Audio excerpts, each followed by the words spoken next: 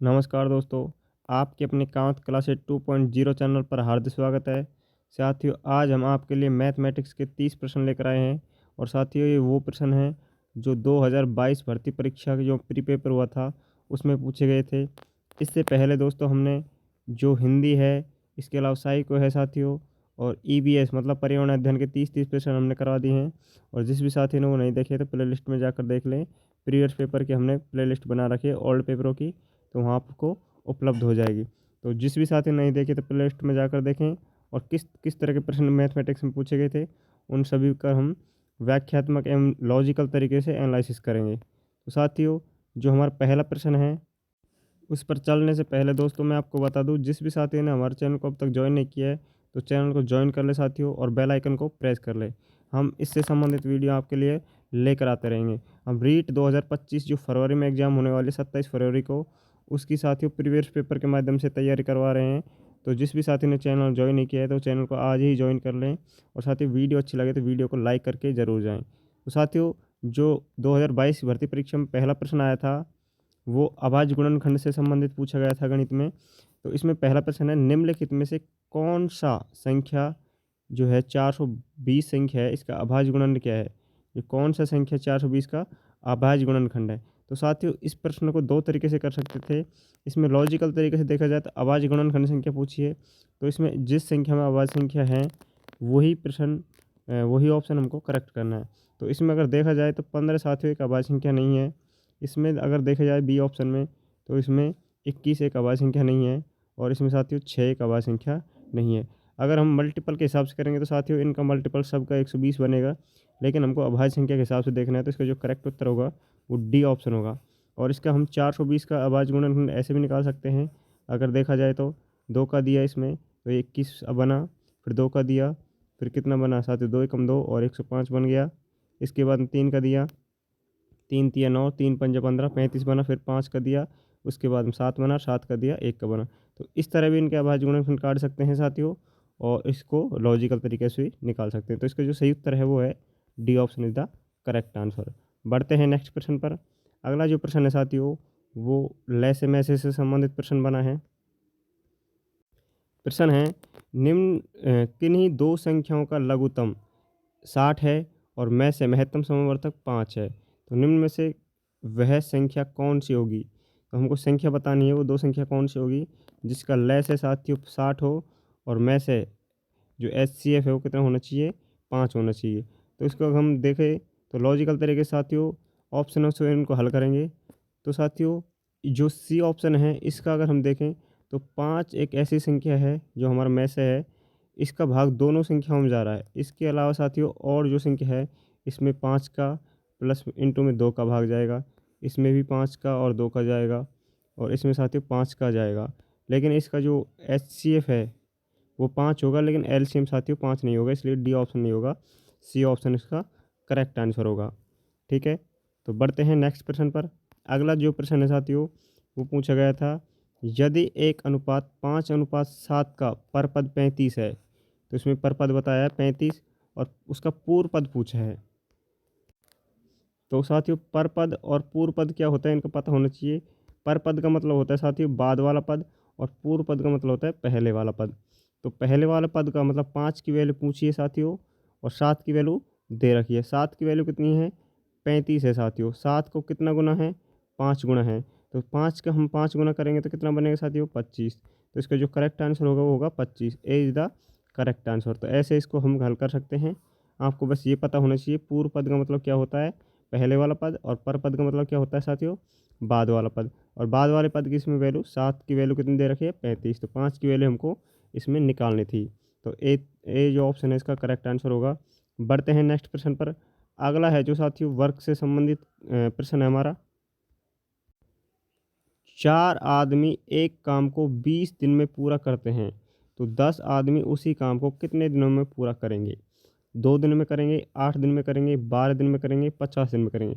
दोस्तों, अगर 4 आदमी 20 दिन में कर रहे हैं तो 10 आदमी कितने दिन में करेंगे ये हमको ज्ञात करना है। अगर हम इसको काटेंगे तो 10 दूना 20 और 4 दूनी 8, तो कितने दिन आ गए साथियों, 8 दिन।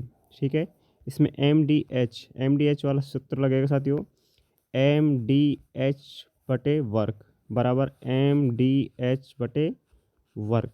एम का मतलब साथियों मैन, जो आदमी कितने हैं, डी का मतलब होता है दिन, और एच का मतलब घंटे, और डब्ल्यू का मतलब कितने कार्य किए हैं। तो इस आधार पर इसको हल करेंगे। तो हमने किया था 4 आदमी हैं 20 दिन में कर रहे हैं, तो 10 आदमी कितने दिन में करेंगे। ठीक है, ऐसे आपको ये हल करना है। और ऐसे प्रश्न साथियों बार बार पूछे जाते हैं, तो आपको ये इस तरह से करना है। तो 10 का पहाड़ा 2 बार बोला, और 4 दूनी 8, तो इसमें बी उत्तर बिल्कुल करेक्ट आंसर होगा 8 दिन। बढ़ते हैं नेक्स्ट प्रश्न पर। अगला प्रश्न साथियों काफ़ी अच्छा है और क्रमूल से संबंधित प्रश्न पूछा है। साथियों ऐसे प्रश्न अक्सर एग्जाम में देखने को मिलते हैं। ये प्रश्न है 329 में एक वस्तु को बेचने पर एक डीलर को 6% की हानि हुई, तो उस वस्तु का क्रय मूल्य क्या होगा। इसमें क्रय मूल्य पूछा है दोस्तों, तो इसका क्रय मूल्य क्या होगा वो बताना है। यदि हम बात करें प्रतिशत की, तो क्रय मूल्य और विक्रय मूल्य 6% दोस्तों। 6% का मतलब है 100 पे जो हानि हुई है 6 रुपये की हुई है, तो कितने हो गया 94 रुपये। यदि हमने किसी वस्तु को 100 रुपये की खरीदी तो 94 की बेच दी। अब इस अनुपात को छोटा कर लेंगे, इधर 50 आ जाएगा, इधर साथियों काटेंगे 2 से तो 47 बन जाएगा। इसमें दोस्तों 329 किसकी वैल्यू, 47 की वैल्यू दे रखी है 329, तो साथियों कितना गुना हो गया ये हो गया 7 गुना। ठीक है, अगर हम 47 का पहाड़ा 7 पर बोलेंगे तो 329 आएगा। अब 50 का पहाड़ा को हम 7 गुना कर देंगे, तो 7 पंजा 35, 350। तो साथियों इसका जो सही उत्तर होगा वो 350 होगा, जो किस ऑप्शन में है, वो है डी ऑप्शन। ये इस तरह के प्रश्न हर बार एग्जाम में आते हैं साथियों, और हमको ये प्रश्न ऐसे ही करना है लॉजिकल तरीके से। ठीक है, इसमें ज़्यादा समय न गंवाएं और इसको उत्तर ऐसे निकालना है। डी ऑप्शन इसका बिल्कुल करेक्ट आंसर होगा। बढ़ते हैं नेक्स्ट प्रश्न पर। अगला जो प्रश्न है दोस्तों वो औसत से संबंधित पूछा गया है, और इसमें हमको इस प्रश्न का उत्तर कैसे निकालना है। देखो, 3 संख्याओं का औसत 40 है, यदि उनमें से 2 संख्याओं का औसत 38 है, तो तीसरी संख्या क्या होगी। तीसरी संख्या हमसे पूछी है दोस्तों। तो 3 संख्याओं का जो औसत दे रखा है, कितना दे रखा है 40। ठीक है, और हमसे पूछा है कि 2 संख्याओं का औसत अगर 38 है, तो वह संख्या तीसरी क्या होगी। तो 3 चौका 12 साथियों 120 टोटल ये संख्या हो गई, और 38 दूना 76, 76 ये हो गई साथियों। तो तीसरी संख्या जो है इनका अंतर हम कर लेंगे तो वो निकल जाएगी। अब इसमें से 120 में से 76 घटाएंगे साथियों, कितना आएगा 44। तो डी ऑप्शन बिल्कुल उसका करेक्ट आंसर होगा। D is the correct answer. साथियों औसत का प्रश्न ऐसे आए तो हमको इस तरीके से सॉल्यूशन करना है। बढ़ते हैं नेक्स्ट प्रश्न पर। अगला जो प्रश्न पूछा गया है साथियों वो हमारा है साधारण ब्याज से संबंधित प्रश्न आया है, जिसमें क्या पूछा है देखते हैं। 3000 पर 2 वर्ष के लिए 11% वार्षिक ब्याज की दर से कितनी धनराशि प्राप्त होगी। साथियों मिश्र धन इसमें पूछा है, और मिश्र धन निकालने के लिए हम इसको किस तरह से हल करेंगे। देखो साथियों, अगर हमारा जो मूलधन है अपने आप में हम 100 मानते हैं, ठीक है। कुल ब्याज का मतलब होता है समय और जो हमारी दर है उसको गुणा करो। तो कुल ब्याज इसमें कितना दे रखा है, 2 वर्ष का समय है, 11% दर है, तो 11 दुना 22% ये हो गया। 100% हमारा मूलधन हो गया, 22% कुल ब्याज हो गया। और मूलधन और कुल ब्याज को जोड़े तो साथियों क्या बनता है, मिश्र धन। ठीक है, मूलधन और कुल ब्याज को जोड़ दे तो मिश्र धन बन जाएगा 122%। तो साथियों मूलधन की इसमें वैल्यू दे रखी है 3000। कितनी दे रखी है 3000। अगर 100 से हम 3000 को काटेंगे तो कितना बचा 30। तो हम मिश्र धन का 30 गुणा कर देंगे साथियों। जो हमारा जो मिश्र धन अनुपात में है रेशो में, उसको 3 से मल्टीप्लाई करेंगे तो कितना बन जाएगा साथियों, ये बन जाएगा 3660 रुपये। ठीक है, तो इसमें जो सही उत्तर होगा वो होगा साथियों बी ऑप्शन बिल्कुल करेक्ट आंसर होगा 3660। इसमें जो ब्याज आएगा 660 रुपये का आएगा दोस्तों। ठीक है, तो 660 अगर हम ब्याज इसमें हमारा जो मूलधन है उसमें ऐड कर देंगे तो मिश्र धन बन जाएगा 3660। तो इस तरह से हमको इसको हल करना है। जब भी ऐसा प्रश्न आए तो इसी तरह से हमको इसका सॉल्यूशन निकालना है साथियों। बढ़ते हैं नेक्स्ट प्रश्न पर। अगला जो प्रश्न है वो पूछा है साधारण ब्याज का अंतर 2100 मूलधन एवं 8% वार्षिक ब्याज की दर से 2 वर्ष और 3 वर्ष के साधारण ब्याज का अंतर होगा। तो इसमें साधारण ब्याज का जो अंतर है वो निकालना है। तो इसमें समय 2 वर्ष और 3 वर्ष इनका अंतर पूछा है, तो 2 वर्ष और 3 वर्ष में कितना वर्ष का अंतर है, 1 वर्ष का। तो यहाँ पर 1 वर्ष का अंतर हो गया। 1 वर्ष को हमको दर से गुणा करना है कुल ब्याज निकालने के लिए, तो 8 गुणा 1 करेंगे तो साथियों 8% की दर हो गई है हमारे कुल। और 8% की अगर कुल दर होगी साथियों, मूलधन हमको पता है कितना है 2100। तो साथियों 2100 का हमको 8% निकालना है। तो 2100 का 8% निकालेंगे तो कैसे निकालेंगे, 2100 इंटू 8/100। साथियों 2 जीरो से 2 जीरो गई। अब 21 मल्टीप्लाई 8 करेंगे तो 8 एकम 8, 8 दूनी 16, 168। साथियों इसका जो सही उत्तर होगा वो कितना होगा, 168। B option is the correct answer. बढ़ते हैं नेक्स्ट प्रश्न पर। अगला जो प्रश्न है साथियों ये भी क्रयमूल्य विक्रयमूल्य से संबंधित प्रश्न है, लाभ हानि से संबंधित। तो इसमें पूछा गया है एक साइकिल 1800 रुपये में खरीदकर 12% लाभ की दर से बेची गई, तो विक्रय मूल्य क्या होगा। इसमें हमको विक्रय मूल्य पूछा है। तो साथियों क्रय मूल्य इधर है, विक्रय मूल्य इधर है, ठीक है। 12%, 12% का मतलब होता है अगर 100 हमारा क्रय मूल्य है तो विक्रय मूल्य कितना हो गया 112। अब इस अनुपात को चाहे छोटा कर लो चाहे इस हिसाब से निकाल लो। तो क्रय मूल्य की वैल्यू कितनी दे रखी है, 1800 दे रखी है। 1800 हमने रख ली और विक्रय मूल्य की वैल्यू पूछिए साथियों। हम 100 से अगर इसको काटेंगे तो ये 18 बार कट गया। अब इसका 18 गुना कर देंगे, 18 गुना 112 करेंगे साथियों। तो जो सही उत्तर आएगा वो हमको निकालना है। तो 18 इंटू हम 112 करेंगे तो 2016 हमारा उत्तर आ जाएगा साथियों। तो इसका जो सही उत्तर होगा वो होगा B option is the correct answer. तो इन प्रश्नों को लॉजिकल तरीके से हम हल करेंगे तो साथियों हमारा टाइम भी ज़्यादा ख़राब नहीं होगा और जल्दी प्रश्न हल भी हो जाएगा। तो ऐसे प्रश्नों को ऐसे हल करना है ताकि हमारे पास समय बच जाए। नेक्स्ट जो प्रश्न है इसमें ए की वैल्यू पूछी गई है। ये हमारे सामने एक चित्र दिया गया है डायग्राम का।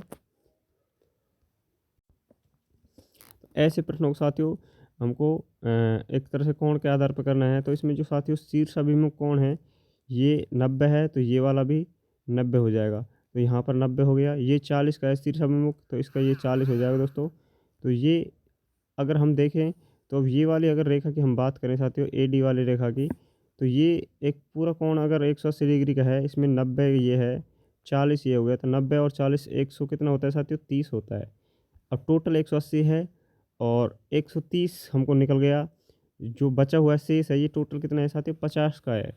और ये कोण 50 डिग्री का है और टोटल हमको ए की वैल्यू निकालनी है। तो इसमें 5 का अगर भाग देंगे तो साथियों ए की वैल्यू आ जाएगी 10 डिग्री।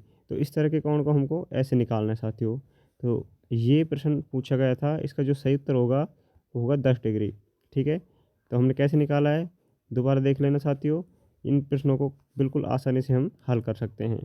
नेक्स्ट प्रश्न है हमारा 101वां प्रश्न पूछा गया था। यदि 1 वर्ग मीटर बराबर x वर्ग मिलीमीटर होता है तो x का मान बताओ।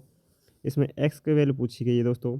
तो 1 मीटर वर्ग को थोड़ी देर छोड़ दीजिए, 1 मीटर बराबर कितना मिलीमीटर होता है ये हमको निकालना है। तो कह डम डसम से हम इसको निकाल सकते हैं। कह डे में डे से में साथियों कह डम डसम। कह का मतलब किलो, है का मतलब हेक्टा, डे का मतलब डेका, मैं का मतलब मिलीमीटर, सॉरी मीटर। मीटर की जगह हम ग्राम भी कर सकते हैं, लीटर भी कर सकते हैं, ठीक है। ये एक इसका अहम बिंदु है मीटर। इसके बाद में डेसी, फिर सेंटी, फिर मिलीमीटर। तो इस तरह हम उनको बना सकते हैं साथियों। 1 मीटर बराबर पूछा है कितना मिलीमीटर, यहाँ पर मिलीमीटर है तो 1 मीटर अगर यहाँ पे है इस पर, तो 1 के बाद में जितनी भी संख्या है ये उतना जीरो बना दो। मीटर हमको मिलीमीटर तक पहुँचना है यहाँ तक। तो यहाँ तक हमको कितनी जीरो हो गई 3। तो 1 मीटर बराबर कितना मिलीमीटर हो गया 1000। साथियों कितना आया 1000। तो 1 मीटर में 1000 मिलीमीटर होता है। इसी तरह अगर हम दोस्तों कह डम डसम, यदि 1 किलो की बात करें, ये किलो है, ये हेक्टर है, ये डेसी है, ये मिलीमीटर मीटर है, ये डेसी है, ये सेंटी है या मीटर है। अगर 1 किलो की बात करें हम, 1 किलो में कितना मीटर होता है अगर इसमें निकालें तो 1 के बाद में मीटर तक जितनी है उतने हमको जीरो लगाना है। तो 1 किलो में कितने मीटर होते हैं 1000 मीटर। तो इस तरह हम इनको निकाल सकते हैं। इसी तरह 1 मीटर का हमने निकाला तो 1 यहाँ रख दिया, ठीक है। उसके बाद मिलीमीटर में चेंज करना है यहाँ पर, तो इसके लिए 3 जीरो इधर बढ़ गई है। तो 1 मीटर में कितने मिलीमीटर होते हैं 1000। इस तरह हमको इनको निकालना है। लेकिन ये वर्ग मीटर में दिया हुआ है साथियों। तो वर्ग मीटर में निकालने के लिए हमको 1000 जो है ये तो केवल सामान्य रूप से मिलीमीटर में है, लेकिन वर्ग करना है तो 1000 इंटू 1000 करेंगे तो कितना आ जाएगा साथियों 1 के 6 जीरो, ठीक है। डी ऑप्शन बिल्कुल करेक्ट आंसर हो जाएगा। तो इसमें इस तरह हमको इसका सॉल्यूशन करना है, इस तरह हमको लॉजिकल तरीके से हल करना है। नेक्स्ट प्रश्न पूछा गया साथियों 15 मीटर क्षेत्रफल 15 वर्ग मीटर क्षेत्रफल है साथियों। अब किसका हो सकता है 15 वर्ग मीटर क्षेत्रफल? एक वर्ग जिसकी 15 मीटर भुजा हो साथियों, एक वर्ग है जिसकी 15 मीटर भुजा हो। अगर एक भुजा 15 होगी तो ये भी 15 की हो जाएगी, और 15 15 225 होता है। भुजा गुणा भुजा अगर हम करेंगे तो 225 हो जाएगा, तो ये तो गलत हो जाएगा। 3 वर्ग जिसकी प्रत्येक की भुजा 5 मीटर है, एक की 5 है, इसकी 5 होगी। दूसरा एक वर्ग बनाएंगे, उसकी 5 5, तो 25 तो एक की हो जाएगी, 15 तो हमको 15 निकालनी है, तो ये भी गलत हो जाएगा। अगला है 5 वर्ग जिनकी भुजा 3 हो, एक वर्ग की साथियों 15 हो जाएगी, 3 इंटू हम 3 करेंगे तो 9 हो जाएगी, टोटल 5 की तो 9 3 27 हो जाएगी, तो ये भी गलत हो जाएगा। तो हमारा बचा ये एक वर्ग जिसमें प्रत्येक की भुजा 1 मीटर हो, 1 मीटर के हिसाब से एक वर्ग की 1 होएगी, तो 15 वर्ग की साथियों कितनी हो जाएगी 15। तो डी ऑप्शन बिल्कुल इसका करेक्ट आंसर होगा। बढ़ते हैं नेक्स्ट प्रश्न पर। अगला है साथियों, दी गई आकृति का आयतन ज्ञात कीजिए। आयतन हमको निकालना है साथियों। आयतन निकालने के लिए हमको पता होना चाहिए इसकी लंबाई क्या है, इसकी चौड़ाई क्या है, इसकी ऊंचाई क्या है, जो इसमें दे रखी है। आयतन साथियों कैसे निकालते हैं? एल गुणा बी गुणा एच, एल गुणा बी गुणा एच साथियों। एल गुणा बी गुणा एच, तो एस इसकी लंबाई कितनी है? इसकी लंबाई है 3y। इसकी बी चौड़ाई कितनी है? तो चौड़ाई इसकी साथियों y, और इसकी एच ऊंचाई कितनी है? तो ऊंचाई इसकी 2y।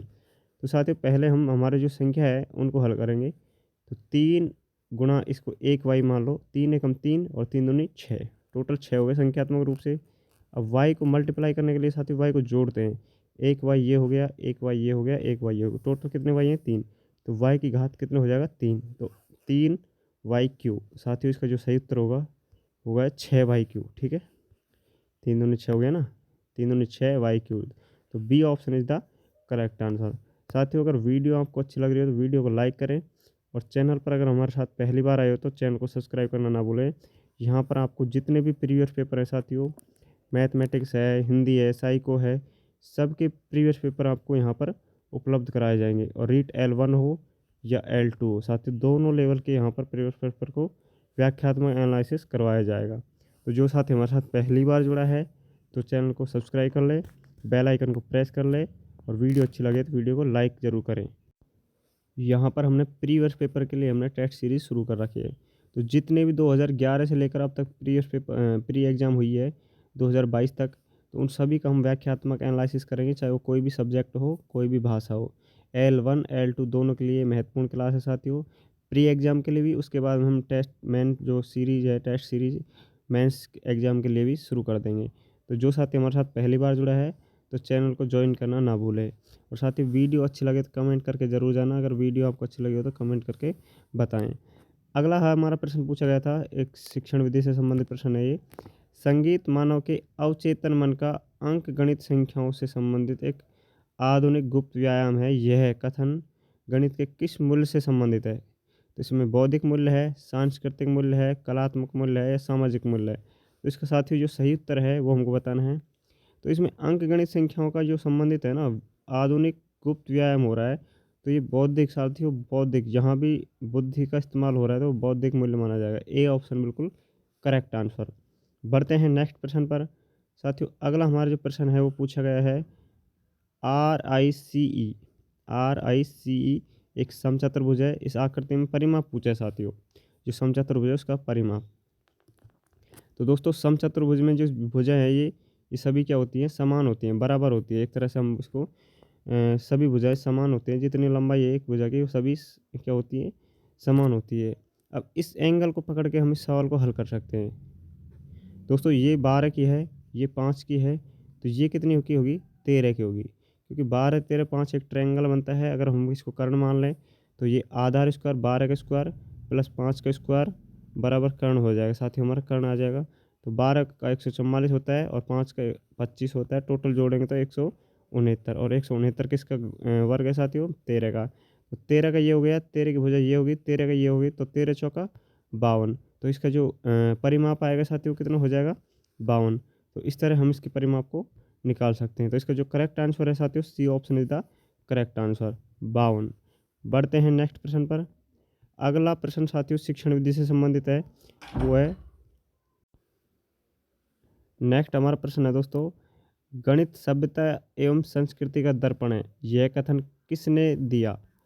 लॉक ने, गैलीलियो ने, हॉगबेन ने, रोजर बेकन ने। तो इसका जो करेक्ट आंसर है साथियों वो है Hogben. C option is the correct answer. साथियों सभ्यता और संस्कृति का दर्पण किसने बताया? हॉगबेन ने। तो दोस्तों वीडियो कैसी लगी आप कमेंट करके ज़रूर बताएं। इसका नेक्स्ट पार्ट हम अगले वीडियो में लेकर आएंगे। जो प्रश्न बचे हुए हैं वो हम अगली वीडियो में कराएंगे। धन्यवाद।